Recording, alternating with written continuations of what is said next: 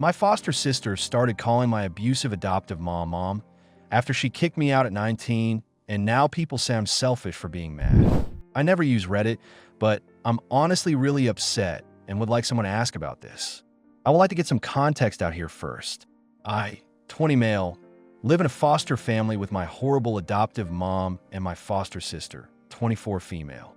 Here's a quick list of things this foster mother has done. Allowed her boyfriend to make creepy comments towards me when I was 11 years old, intentionally locked me out of the house, told me he regrets adopting me and that I ruined her life, said it's my fault for getting touched inappropriately by my best friend's 40-plus years old dad, laughed at me when she found out I was depressed because of her, stole my cat and released it in a coyote-infested wilderness, knowingly sent me to a babysitter who would make my sister and I beat each other up for food, and so much more. The list goes on and on. Most things I can't even describe on here because of the auto-moderation. This foster sister not only is the person I would go to vent to while being actively abused, but also witnessed much of this mistreatment firsthand.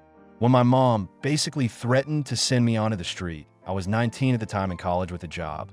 I was forced to move out, and his foster sibling was the first person I told about it, absolutely distraught and sobbing. When I moved out, despite how close we were, I was the only one reaching out to her.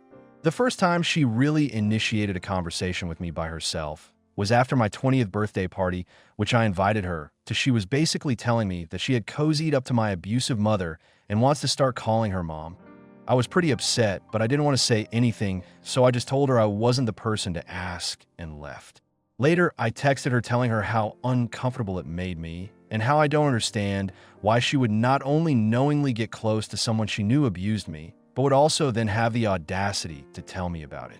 She told me she's sorry that my mom's like this towards me, but that their relationship isn't like that. I told her I was really upset by it. I'm pretty sure I wasn't in the wrong for being upset about it, but a few people have told me I'm apparently being harsh and or selfish for being upset about it, because she obviously just wants a family. If you're already rolling your eyes because family's complicated, I get it. But let me put you in my shoes for a minute and walk you through the part everyone skips. The day-to-day grind of someone deciding your pain is inconvenient background noise while they chase their own hallmark ending. I landed in her house at 11. I remember the exact smell, old lavender plugins trying to choke out cigarette stench, and cinnamon broomsticks she kept year-round like they were a personality. The first night, her boyfriend, let's call him Mike because that's his real name and I don't owe him shit, looked me up and down and said, "We got ourselves a heartbreaker." I was a scrawny kid with a buzz cut and a trash bag of clothes. I didn't even know what he meant until he added, "Bet the girls already chase you." He said to her like I wasn't there. She smiled and called me pretty boy. I laughed because I had learned early that laughing is a shield. It didn't help. He made a point to comment on my body when I outgrew my shirts. She heard it all. She let it ride because she liked the attention nodding through her house. She had rules that weren't rules, they were traps. No shoes in the house, but if you left them on the porch, she'd say someone will steal those, and then she'd lock the storm door and act confused when I asked to get them. I once stepped on a thumbtack in my socks and bled in small dots down the hall. She told me to clean it and then said I was dramatic when I limped. The lockouts weren't always dramatic. Sometimes they were, "Oops, I forgot." At least that's how she framed them. I'd come home from school to a deadbolt. I'd text her, "I'm outside." No answer. Sit on the steps, do math homework, SWAT gnats wait. One evening it got dark and the motion light kept clicking off, so I waved my arms every few minutes like a damn scarecrow to turn it back on. She finally returned around 9-chip bag in one hand, 2 gas station fountain drinks in the other. She saw me and didn't even flinch. "What are you doing out here?" She asked like this was on me. I said, "Doors locked." She said, "Well, you should have called," and brushed past me. I showed her the unread texts. She squinted at the screen like reading was a kindness I didn't deserve. The first time she told me she regretted adopting me, it was over a broken plate. It slipped while I was washing. It shattered in the sink. She walked and saw the mess, and her face went weirdly calm. She said, "There goes another thing you can't take care of." I said, "It was wet." She said, "Everything is wet with you." And then very softly, "I should have never adopted you." She watched me like a cat watches a moth. I was 12. I pretended I didn't hear it. Pretending is a skill that keeps you alive in some houses. I had a best friend at school, Luke. His dad was one of those 40-something men who wore CrossFit shirts while drinking beer on a lawn chair. He'd slap backs too hard. One time I was at their place, and he touched me. It was subtle and not subtle at the same time. An exaggerated hug with hands that lingered where they didn't belong. I froze. Survival response. I went home on autopilot, stomach clenched, wanting to peel my own skin off. I told her, quiet, careful, because I still believed adults could fix things. She didn't report it. She didn't go nuclear. She didn't even go lukewarm. She rolled her eyes. You should stop acting grown around grown men, she said. What were you wearing?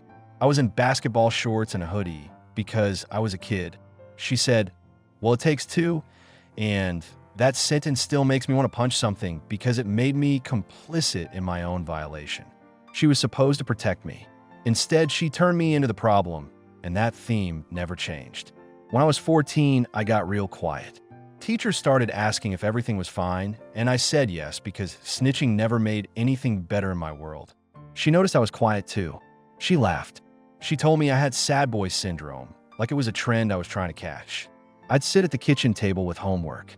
She'd crank the TV even louder so the canned laughter from the sitcom would crush my thoughts. I told her the volume hurt my head. She turned it up 2 more notches and told me to go outside if I didn't like it. I stood on the back porch in the winter wind and read biology until my fingers went numb. When I came in, she said I was seeking attention. She loved to say that, like my need for warmth meant I wanted a spotlight. The babysitter was worse. This woman was one of her church ladies, the kind who posted memes about blessings and then weaponized hunger as a lesson. If we wanted lunch, she'd say we had to earn it. She'd set a timer and say, first to cry doesn't eat. She'd stand us opposite each other and tell us to get it over with. We were kids. We did what kids do under a bully. I still hate myself for every time I swung. I learned to pull my punches at the last second to soften the hit, learned to go down when she couldn't see the angle so my sister could win without landing it hard. That babysitter made me feel like a rabid dog at a weigh-in. I told my foster mom. She said, you boys will be boys, then caught herself and said, kids, like the gender matters to violence when a supposed adult is orchestrating it. She kept sending us there because it was cheap. Fast forward, 15, 16 jobs. I bagged groceries. I stocked shelves. I learned to like the pay stub more than any compliment because it meant I could buy a pair of jeans that didn't have holes and hide purchases in my backpack, so she couldn't borrow them. She stole my cat like it was a prank. I found the cat outside, huddled under the deck ribs, scrolling against the fur. I brought him in. She said, we're not a cat family. I said, I'll care for him. She said, animals are expensive. And then while I was at school, she put him in the car and drove him past the edge of our subdivision to the scrub hills. Coyotes lived out there. You could hear their weird chorus at night. She came home without him and said, he's free now. I biked those trails with a bag of kibble and my throat closing like a fist. I shook the bag and called until my voice broke. I still wake up, sometimes thinking I hear him scratching at the door we kept locked. There are 100 stories like that, not even the dramatic ones, just the slow rot of someone who sees a kid as a mirror she wants to crack. She had rules about food. If it was hers, it was off limits, even if it was rotting in the back of the fridge. But she'd eat anything labeled with my name and say labels were disrespectful. She'd take money out of my wallet and then ask me why I spent so much. I kept a ledger at one point like I could out-account her gaslighting. Then I burned the ledger because seeing the theft in ink made me feel small. You don't see that kind of shit when you visit a house. You see the gallery wall of family photos staged at JCPenney in matching sweaters. You see the chore chart that makes her look organized. You smell the bleach wipes. I learned to look grateful in photos. I learned to smile without showing teeth because she said my grin looked smug. I learned to leave early and come late so she'd see less of me. I learned to lock the bathroom door and sit on the floor and breathe because the mirror made me want to climb out of my own skull. My sister, the foster sister, was my lifeline. She was older by 4 years and knew the house like a prison yard map. She taught me which floorboards squeaked, which grocery store bathrooms were clean, which aunties at church would slip you a cinnamon roll if you asked about their day. We'd talk in whispers in our rooms. She'd knock on the wall twice, and I'd knock back twice. When she had a phone, she'd text me weather, and that meant, is the weather in the kitchen calm enough to eat? Sometimes we'd star together and pretend we were fasting for an experiment for school. She'd hug me real quick like a handoff, so you couldn't clock the affection. She saw. She saw everything. I clung to school because it felt like a life raft. Teachers liked me because I did the work. I had this English teacher who wrote, "You are clear-eyed," on an essay, and I held that paper like an ID card. I applied to a community college because any college felt like a ladder away from the ground. I got in. I cried in the library bathroom silently because joy felt dangerous. At 18, I was working and studying and telling myself that leaving that house was a win, not an if. 19 came. I was taking classes, juggling shifts, and still living there because rent eats nerves and money, and I had both in short supply. The blow-ups got worse because she could feel me slipping. People like her have a sixth sense for independence blooming in their shadow. She'd pick fights over dumb shit so she could pivot to the satisfyingly cruel shit. One afternoon, she came at me for leaving a mug in the sink, true crime level narration in her voice. "You always leave a mess, you never finish what you start, you think you're too good." I tried to get past her. She stepped into my space. She said, "If you don't like how I do things, the street is right there." She pointed with her whole arm like she was showing me a scenic overlook. Something in me sagged. I said, "Okay." It wasn't brave. It was the sound of a rope snapping. I packed fast because packing slow invites sabotage. I shoved clothes into a gym bag, grabbed my textbook stack, my toothbrush, the photo my English teacher had given me of our class. She watched, leaned against the doorway, eating grapes. She laughed. "You'll be back," she said. "You always come crawling back." I kept packing. She got mad that I didn't feed her lines to continue. "Say something," she demanded. I said, "You said the street is right there," and walked past her. Heart beating like I wanted to break my ribs and climb out. I called my sister from the sidewalk. Big mistake or small miracle, I still don't know. She was at work. She answered and I couldn't speak. My body went into that hiccuping sob that feels like you're drowning on land.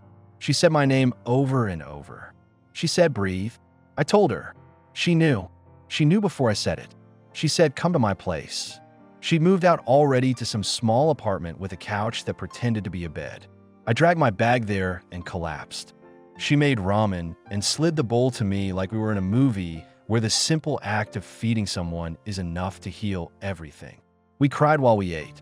We promised the kind of things you can only promise when your voices are soft and the walls are thin. She said, "We are each other's family." I believe her like scripture. I found a room to rent with 2 other broke students.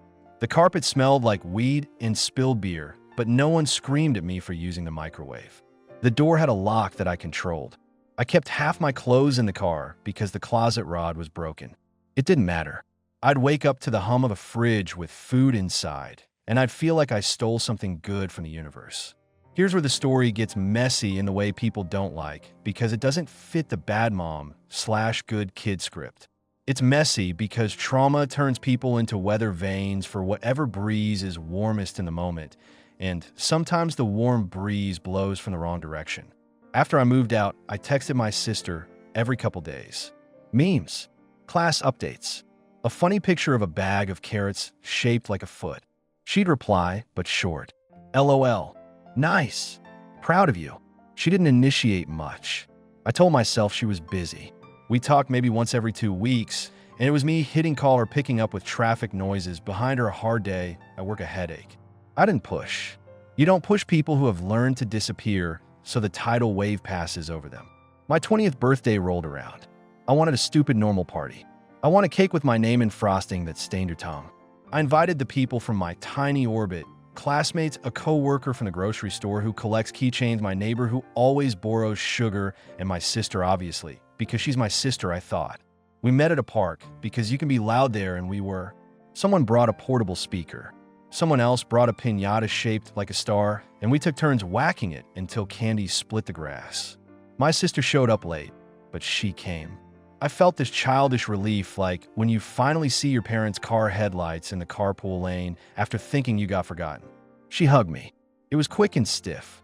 I cut the cake and handed her a piece first, because that's what you do when someone saved you ramen. She left early. She had a thing.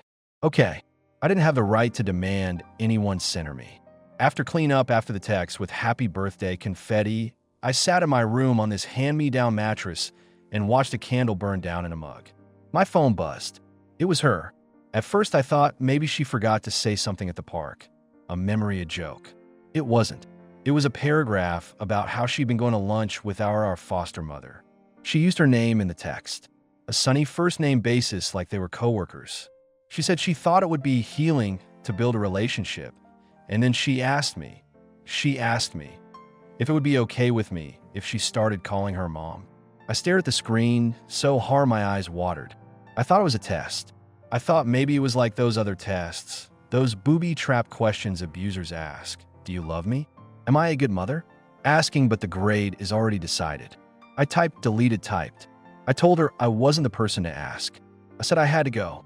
I put the phone face down and went for a walk in the dark around the block until my legs felt half detached and numb. I wanted to call someone and explain, but explain what? You can't turn that particular betrayal into bullet points and make it sound logical. It sounds petty to outsiders. They think you don't own the word mom. That's not it. It was like she had walked back into a house that had knives sticking out of it and said the curtains were cute. I tried to sleep. I couldn't. I thought about the babysitter, about the cat, about the lock, clicking about her hand on my shoulder, shoving me forward to clean something I didn't dirty, about the slow drip of contempt she fed me for years. I thought about my sister's voice whispering weather. I thought about how she knew. You cannot be in a house like that and not know. You can choose to put a blindfold on. You still know where you put it. The next day, I texted her. I said, hey, about last night. I kept it calm because I wanted to be heard, not dismissed as angry. I said, it makes me uncomfortable that you are getting close to someone who abused me. I said, I don't get why you tell me like it was good news. I said, it hurts. She replied quick, which she rarely did. She said she was sorry that my experience was bad, but that her experience isn't like that. That's what she wrote, isn't like that. As if there are parallel universes with different physics for cruelty. As if the man who grabbed me on Monday and becomes a gentle dad on Tuesday for someone else. That's not how it works. Abusers are not bespoke. I told her I was upset. She said she wanted a family. She said people change. She said she's been nice to me. I wanted to scream because that's the point. She can be nice. That's how she gets in. Cookies for the church potluck, jokes for the cashier, sweetness for whoever she needs on her side. She knows how to treat a file folder better than a kid. If you didn't live inside it, it looks like a sitcom with some raised voices. If you did, it's a horror movie with laugh tracks. She invited my sister to lunch and remembered her favorite salad dressing and bought her little gifts just because. She commented on Facebook posts with heart emojis. She probably introduced my sister to people like, this is my daughter. The word daughter could be a hand on the back or it can be a rope. I think for my sister, it felt like a hand. I think it felt like air after a long time underwater. So she inhaled, and I'm not mad at her for wanting to breathe. I'm mad that she inhaled in a room where I'm still coughing. We fought, not a cinematic plate-throwing fight. Texts, passive then sharp. She said I was making it about me. I said it is about me because I'm the one who got hurt in that house. She said she witnessed it, but her relationship with the woman is complicated. I said complicated doesn't cancel true. She said I was being controlling. I said I can't control anything you do. I'm telling you the consequence for me is that I step back. Ghost fade whatever verb you want. Because I can't sit next to the woman who fed me to dogs and say grace. I can't watch my sister call her mom and not feel like I'm losing my mind. That pissed her off. She called. I picked up because tone doesn't read in text, and I wanted to hear if her voice cracked or if she sounded steady. She was steady. She said, you're dramatic. I laughed not because it was funny, but because it was a familiar script. I think she borrowed that line from the woman. I asked her, when I called you from the sidewalk that night, what did you hear? She was silent. I said, crying, right? You heard me cry like a kid who got kicked out of a house that's supposed to be his. She said, yes. I said, and now you want me to what? Sit at a table with her while you call her what she denied to me. She said, I'm not asking you to sit at a table. I said, you literally asked me to bless it. She sighed like I was a splinter she couldn't dig out. She said, I thought you of all people would understand wanting family. That one stung because she pulled the guilt wire. I said, I do understand. I understand so much that I'm not going to watch you get baited with it. She said she had to go. Her voice was tight. The call ended. I told two friends. One said, maybe she just needs something you can't give. The other said, fuck that. She knows. Both felt true in different ways. I went to work and stocked soups and straightened labels and tried to line up the universe into rows that make sense. It didn't help. I saw the woman my foster mother once after that because life is small and our town is smaller. I was at the grocery store I work at. She rolled her cart down my aisle like she owned the place. She looked me dead in the face and then looked down at the cans and said to my coworker, do you have a low sodium? I was invisible. I felt 12 again, bleeding on the tile, and told to clean it. She picked up a can and smiled at my coworker and said, my daughter's coming over for dinner and I want to make her favorite. I knew who she meant. I finished my shift with my mouth pressed so hard it hurt. I blocked her number after that. Not because she called, she never did. I blocked it because I wanted to reclaim 1 square inch of decision. I tried to talk to my sister again to figure out if there's a way to draw a boundary without drawing blood. I suggested we agree not to talk to each other about the woman at all. She said that felt dishonest. I said it's survival. She wanted me to sit in the same room with her and the woman for Christmas, just for a couple hours. I said, why? She said, because it would mean a lot to me. I said it would break me. She got quiet. She said, I guess we want different things. I said, I want you safe. She said, you can't keep me safe. She's right. I can't. That's the worst part. People who haven't lived this like to make it neat. They want bullet point villains and triumphant arcs. They want me to rise above and be magnanimous. They want me to clap at someone else's healing montage, even if the soundtrack is playing over my panic. They say things like, forgiveness is freeing, like it's a coupon you can redeem at the register and leave with your balance at 0. They don't get how some things don't refund. I went to therapy because I didn't want my brain to run on the same old scripts. First session, I told the therapist I didn't want to hear the word journey. She smiled without teeth and said, okay, how about map? I told her everything I'm telling you plus the parts one can't put here because the auto-moderator would eat them. She said, you learned to read weather. I said, yeah. She said, you learned to shrink. Yeah. She said, expanding will feel rude. That one landed in my chest and rattled around for days. Expanding feels like rudeness because I was trained that taking up space was theft. Saying no to sitting at a table with that woman feels like being a bad son. Saying no to my sister's request feels like being a bad brother. But my therapist said, you're not a son or a brother in those moments. You're a person with limits. I wrote that on a sticky note and put on my laptop. It looks dumb there, but it helps. I tried something she suggested, writing down what actually happened in plain sentences. Not, it was dramatic, but I was locked out. Not, I'm touchy, but a grown man touched me and she blamed me. Not, maybe I misremember, but I remember the cat and the coyotes and the empty deck. She said reality testing is a way to sandbag against gaslighting. The list is boring and brutal at the same time. You look at it and there's nowhere to wiggle into maybe it wasn't so bad. It was what it was. I admit there's a part of me that is afraid my sister will get love-bombed, that she'll get invited to holidays and then slowly be assigned the job of bridge, and bridges always end up with footprints on their backs. She'll be asked to convince me to come around. She'll be asked to explain me when I don't. She'll be told I'm stubborn, and then she'll be offered the Holy Grail, the job of fixing things by being good.